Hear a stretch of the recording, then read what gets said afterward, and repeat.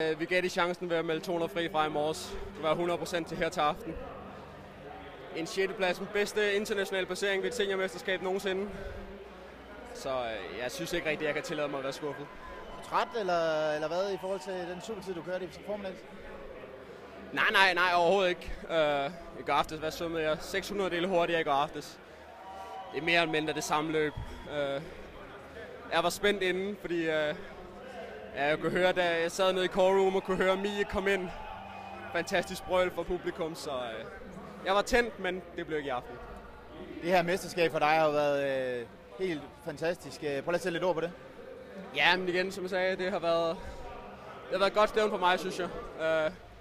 Kom i finalen i 200 meter i torsdags. Var meget træt fredag. Men jeg løfter mig igen, synes jeg. Ja, synes jeg kommer meget godt tilbage. Lige lidt kort ord på den opbakning, I får derinde. Ja, altså, der er ikke så meget at sige, altså det er fantastisk. Jeg synes, at hvis man kan holde en DM-finale i håndbold i Parken, så synes jeg, man skal smide et 50 meter bassin op, og så lad os få VM til København.